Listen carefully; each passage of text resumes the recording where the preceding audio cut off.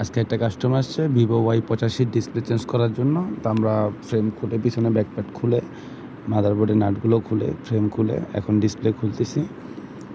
তো আপনারা ইন্ডিকেটার দিয়ে প্রথমে হালকা করে কোণাটা উঠিয়ে নেবেন, তারপরে আপনারা কার্ড ইউজ করবেন, ইন্ডিকেটার ইউজ করবেন না, কারণ এটাতে ফ্রেমের ক্ষতি হতে পারে।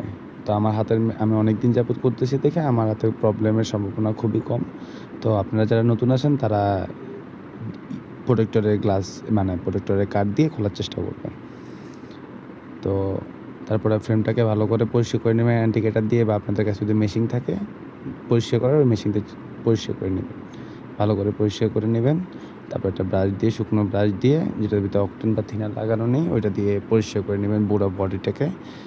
তারপরে আপনার ডিসপ্লেটা লাগাবেন, সুন্দর করে ফ্রেমে বসাবেন। বসানোর পরে মাদারবোর্ডটা লাগিয়ে ডিসপ্লে কানেক্টর, টাচ কানেক্টর এগুলো লাগিয়ে তারপরে আপনারা ব্যাটারি কানেক্টর লাগিয়ে আপনারা ফোন ওপেন করবেন।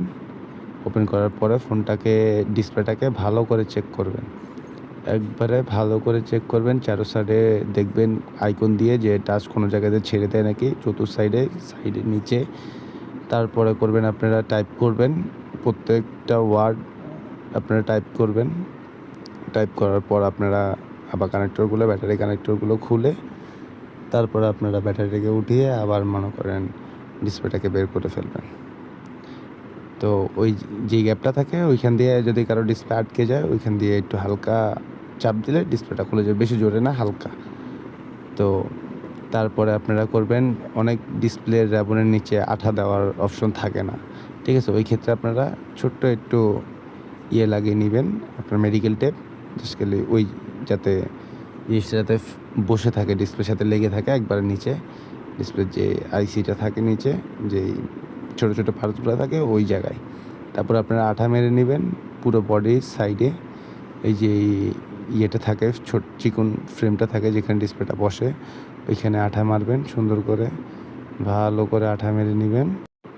কিন্তু ফ্রেমের যে নিচের সাইডটা আছে ওইটাতে যত সম্ভব মাঝখানের সাইডে তো কম আঠা মারবেন, হালকা আঠা মারবেন, আর দুই সাইডে বেশি করে মারলেও সমস্যা নেই, কারণ ডিসপ্লে র্যাবনের ভিতরে যদি আঠা ঢুকে যায় তাহলে প্রবলেম হতে পারে, ডিসপ্লে এটা অনেক ধরনের প্রবলেম হতে পারে। তো আপনারা সুন্দর করে আগে পিছনের সাইডটা র্যাবনটাকে ঢুকিয়ে সুন্দর করে মেজারমেন্ট নিয়ে বসিয়ে মাঝখানে হাতটা থাকবে, তারপরে বসিয়ে দেবেন। তারপর জাস্ট করে আঙুলগুলো দিয়ে ডিসপ্লেটাকে হালকা একটু লাড়াচাড়া দেবেন যাতে ফ্রেমের ভিতরে বসে যায়।